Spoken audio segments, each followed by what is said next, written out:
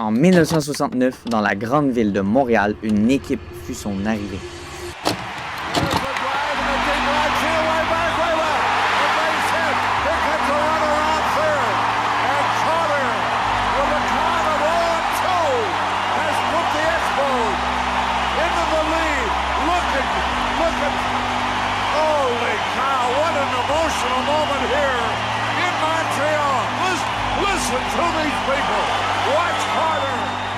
Personne ne savait qu'à ce jour, elle allait marquer l'histoire et le cœur des Québécois. Pour la première fois dans l'histoire de la Major League Baseball, une équipe s'installait dans un autre pays que les États-Unis.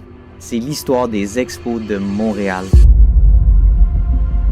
Les Expos sont là, mesdames et messieurs.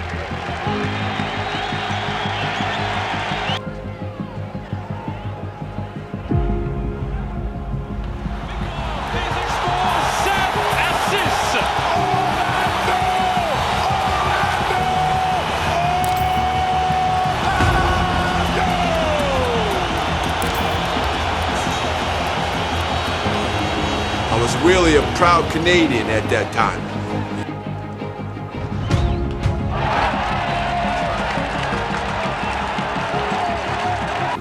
C'est que les Expos ne peuvent pas survivre au stade olympique. Pour le Québec, c'était plus qu'une équipe sportive. Pour la première fois, Montréal avait son équipe dans la MLB. C'était la fierté à nous, les Montréalais et les Québécois. On s'installait devant notre télévision où on achetait des billets pour aller les voir en vrai, mais surtout, on voulait les voir gagner. Victoire par-dessus victoire, meilleure équipe de la MLB, et puis, vente des meilleurs joueurs, perte de fans, problèmes financiers et surtout un stade olympique en ruine. Montréal ne va pas perdre seulement son équipe de rêve, mais surtout une partie de son identité. Une histoire à glacer le sang qui encore aujourd'hui en fait parler. Il y a encore plusieurs partisans qui croient à un retour possible du baseball majeur à Montréal. Étienne, d'ailleurs, il y a un homme d'affaires montréalais qui a de grandes ambitions pour les Expos. Mais pourquoi ont-ils eu un début en flèche et une descente aux enfers inattendue? Mais surtout, qu'est-il réellement arrivé aux Expos de Montréal? En 1967, Montréal rêve grand avec l'Expo universelle 67. Une exposition qui mise à mettre de l'avant les inventions technologiques de l'homme. Cette exposition est donc en partenariat avec la Ville de Montréal, le Québec et ainsi le Canada. Bref, un événement qui fait rêver et qui surtout montre les progrès de notre pays. Montréal fut même le centre du monde en 1967 avec cette exposition. Et la plus grande retombée peut-être d'Expo serait quoi pour les Montréalais? Montréal a été établi comme ville internationale à ce moment-là. Avec plus de 62 millions de visiteurs, plus de 60 pays représentés, c'est du jamais vu pour la ville de Montréal. C'est donc ainsi que Montréal fut sa place parmi les grandes villes internationales. Mais la raison du pourquoi je vous parle de ceci, c'est parce que l'Exposition universelle 67 a un gros impact sur l'arrivée des Expos à Montréal. Après ce gros événement, Montréal veut rester actif et ainsi garder sa renommée mondiale. Montréal est ainsi, à cette époque, une ville en pleine expansion. Elle a ainsi passé le cap des 2 millions d'habitants, et ce, grâce à l'Expo 67. Le maire de Montréal à cette époque, Jean Drapeau, misera ainsi sur une nouvelle équipe sportive pour garder sa ville active. Car tout le monde sait, le sport c'est rapprocheur, c'est festif et les gens veulent supporter leur équipe locale et ainsi les voir gagner. Il essaiera donc d'acquérir une franchise dans la MLB pour avoir sa propre équipe de baseball à Montréal dans la Ligue américaine. Il faut savoir que la Ligue nationale de baseball à cette époque n'avait que 12 équipes au total et faisait face à une autre ligue, la Continental League. Une compétition que la MLB réussira à gagner et finira donc en 1968 à avoir 20 équipes, soit 20 franchises. Montréal, qui est en grande expansion, en voit donc une opportunité. Avec son agrandissement de plus de 2 millions d'habitants, Montréal est plus gros que 11 des 20 franchises dans la Ligue nationale de baseball. Jean Drapeau tente donc sa chance pour avoir sa propre équipe et en 1968, le rêve commence. La Ligue finit donc par approuver son équipe à Montréal. Et en mémoire à l'exposition qui marquera le Québec en 1967, il nommera donc l'équipe les Expos de Montréal. Mais ce n'est qu'un début de rêve pour les Montréalais et leur toute nouvelle équipe de baseball. Les Expos de Montréal seront donc la toute première équipe canadienne dans la MLB, soit la Major League Baseball. Quelques années plus tard, une autre équipe canadienne fut son apparition, les Blue Jays de Toronto. Mais les Expos étaient toujours numéro 1 dans nos cœurs. Leur équipe créée, il manquait donc maintenant une place pour exercer, se pratiquer et jouer au baseball.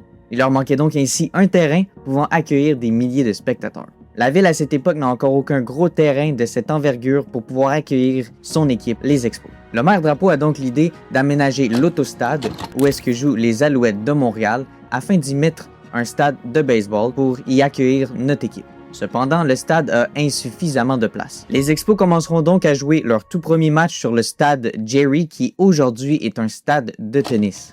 Nous avons, après plusieurs heures d'échanges de vues, réussi à trouver une formule d'entente qui paraît réalisable. Cette formule implique l'usage du stade du parc Jarry qui serait aménagé par la Ville pour répondre aux normes de la Ligue nationale de baseball. Pendant ce temps, Jean Drapeau s'engagera donc à construire un stade adéquat pour notre équipe de baseball avec un toit amovible qui, selon lui, sera prêt pour la saison 1972. Vous vous en doutez sûrement, ce stade s'appellera le Stade olympique et c'est où est-ce que les Expos de Montréal joueront pendant plusieurs années de leur carrière. En 1969, les Expos commencèrent à jouer au stade Jerry pour la toute première fois. Plus précisément, le 8 avril 1969 fut leur tout premier match contre les Mets à New York. Un match serré remporté par la marque de 11-10 par nos Expos. D'ailleurs, à ce match, le tout premier coup de circuit de la carrière des Expos sera marqué par Dan McGinn. 6 jours plus tard, soit le 14 avril 1969, les Expos de Montréal joueront leur tout premier match à domicile au stade Jerry contre les Cardinals. Attention des Expos. Les Expos sont là, mesdames, messieurs.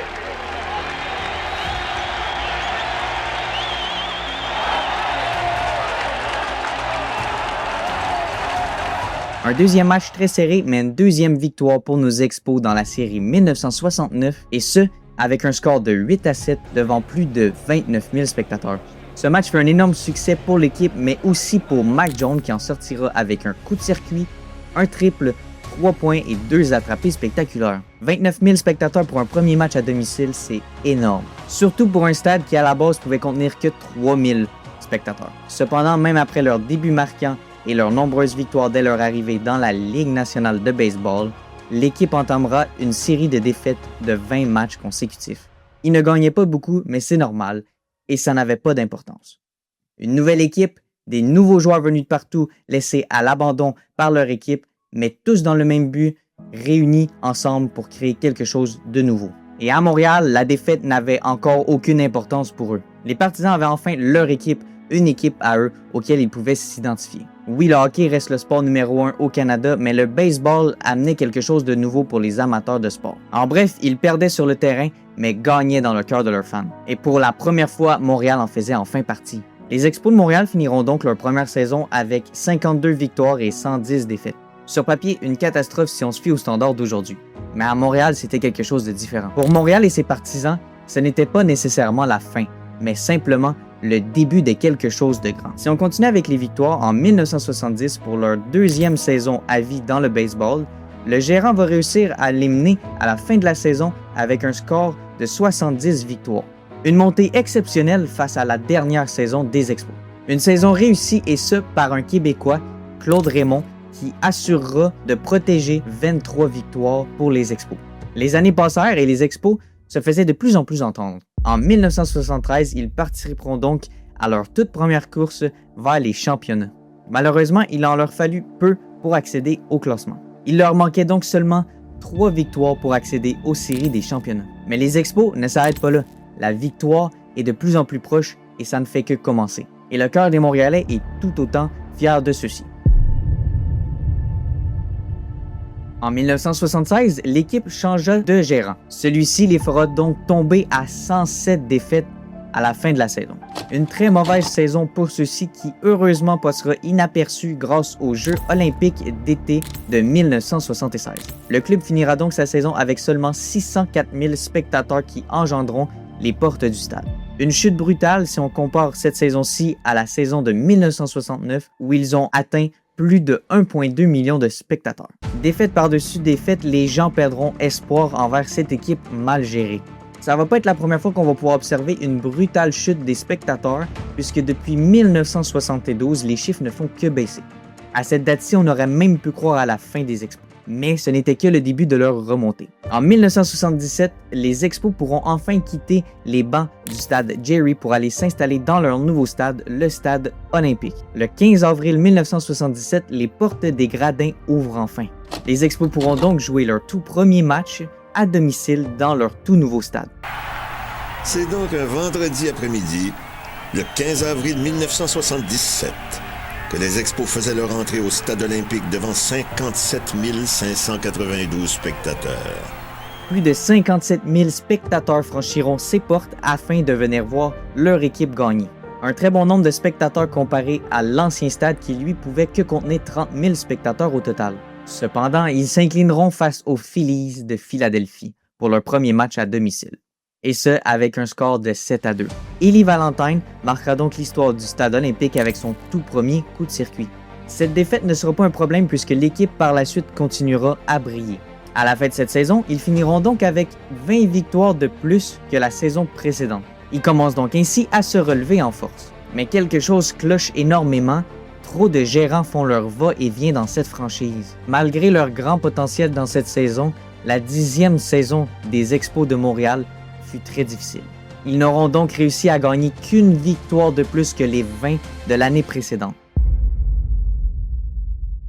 C'est donc de 1979 à 1981 que les Expos vivront leur meilleure carrière de baseball à Montréal. Un score atteignant plus de 2 millions de spectateurs, mais surtout une place réservée à la finale de la Ligue à chaque saison. Ainsi, c'est en 1979 que les Expos atteindront le meilleur score de saison avec 95 victoires. Cependant, l'équipe terminera avec seulement 2 matchs manquants pour se rendre en finale de championnat. Ce n'est pas une défaite, mais plutôt un grand pas vers l'avant puisque chaque prochaine saison, les Expos avanceront donc à grands pas vers la victoire des championnats.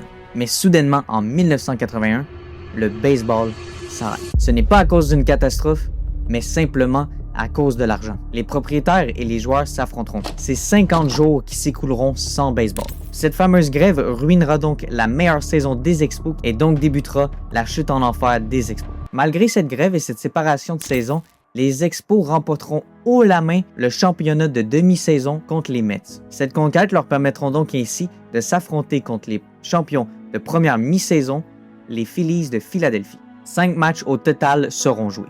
Dans cette première partie à l'élimination afin de savoir qui sera les champions de la Ligue nationale de baseball, les Expos remporteront leurs 2 premiers matchs et ce avec le même score, soit de 2-1. Toutefois, ils perdront les 2 prochains. Mais Montréal ne lâche pas l'affaire. Ses partisans veulent la victoire et les joueurs aussi. Au 5e match, le lanceur Steve Rogers réussira donc à vaincre son rival en lançant un match parfait, ce qui mènera à la victoire des Expos. Un beau 3-0 contre Philadelphie. Cette partie parfaite grava donc leur histoire à tout jamais. Ils seront donc enfin champions de division, leur tout premier titre de champion dans leur courte histoire. Avec cette victoire, c'est ainsi que commencera le championnat de 1981 affrontant les Dodgers aux Expos. Malheureusement, les Expos perdront leur premier match, mais revirement de situation, au 2e match, les Expos le remporteront haut la main avec un jeu blanc, leur assurant une victoire à 3-0. De retour à la maison pour discuter le match contre les Dodgers, les fans sont en folie et Montréal resplendissant. Le Québec en entier, soit assis devant sa télévision ou sur les bancs du stade olympique, veulent voir les Expos de Montréal remporter cette victoire. Les Expos l'emportent donc avec un score de 4-1. Il ne leur manque plus qu'un match pour avoir la victoire. Mais cependant, les Expos perdront leur 4e match. Ils le perdront donc 7-1, un score qui frappera directement dans le cœur des partisans. Mais ce n'est pas fini, puisque les 2 équipes sont à 2 victoires, il y aura donc un 5e match. Le 5e match commence et la tension se fait ressentir. 2 très bons lanceurs des 2 côtés, soit pour les Expos et les Dodgers. Ils égaliseront donc un score de 1-1 jusqu'à la 9e période. On parlait d'une équipe mal gérée tantôt, et bien imaginez-vous qu'à la 9e période, le gérant retirera son lanceur, soit son atout du match. Ce qui malheureusement mènera à la défaite des Expos de Montréal qui ne seront pas capables de remonter la pente face aux points marqués lors du retrait de leur lanceur. Ils s'inclineront donc au 5e match avec un score de 2-1. Et c'est ainsi que les Dodgers remporteront le championnat et les Expos perdront. And the Dodgers are National League champions.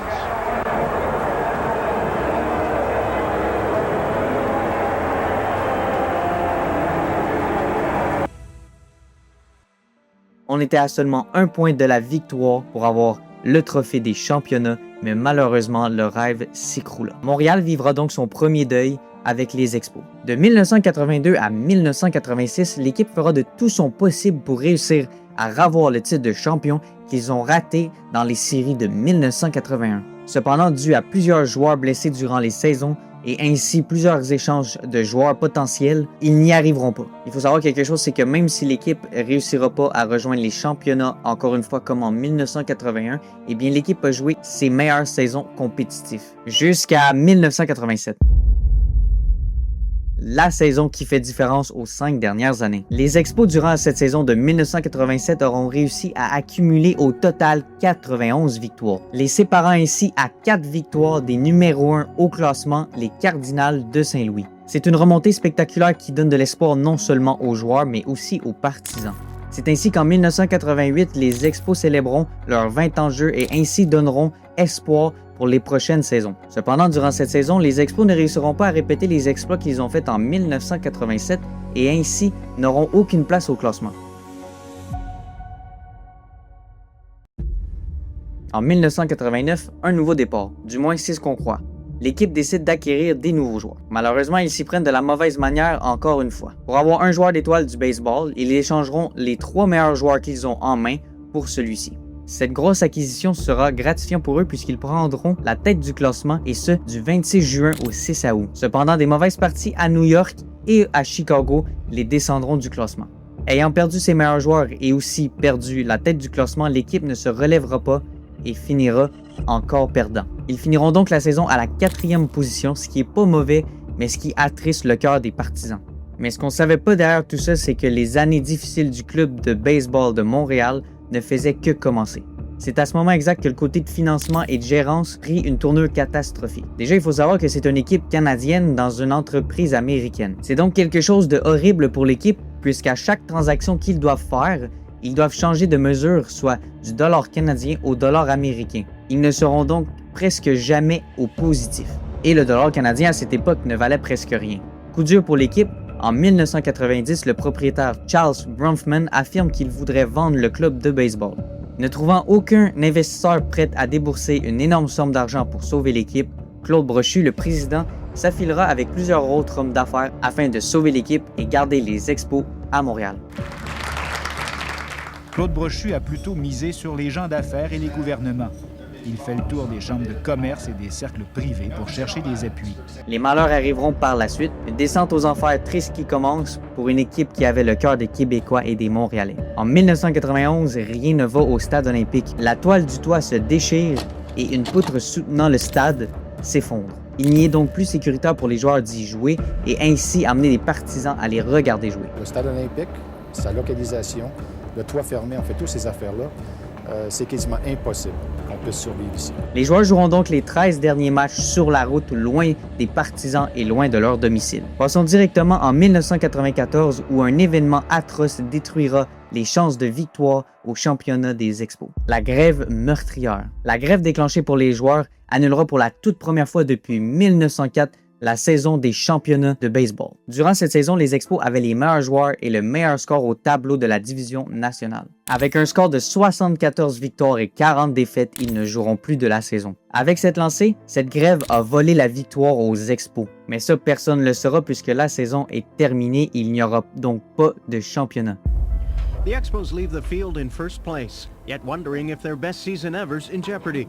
Even so, they're prepared to sit it out for as long as it takes. Ce qui est encore sûr, c'est qu'aujourd'hui, les gens appellent ça un vol, puisque Montréal, avec cette lancée exceptionnelle, aurait pu avoir une chance de gagner, encore une fois, ce trophée des championnats. Avec cette grève, les fans perdront espoir, perdront intérêt à regarder le baseball, et les Expos s'effondreront. Mais cette grève, elle a eu lieu pourquoi? Simplement parce que les joueurs qui sont extrêmement bien payés comparés au reste de la population ne voulaient pas avoir un plafond salarial qui imposait les gérants. Encore une fois, un problème d'argent et ce juste parce que les propriétaires voulaient encore plus gérer l'argent et les dépenses pour que la ligue soit équilibrée. En 1995, soit le 31 mars, la grève est enfin terminée. Suite à cette éprouvante grève, les Expos n'ont plus d'argent pour subvenir à leurs besoins et doivent vendre les meilleurs joueurs pour réussir à garder l'équipe et ne pas la vendre. Cette décision, prise par Claude Brochu, le propriétaire, ne fut qu'empirer les choses. Il avait pour seule mission de trouver des investisseurs capables d'investir pour faire rouler l'équipe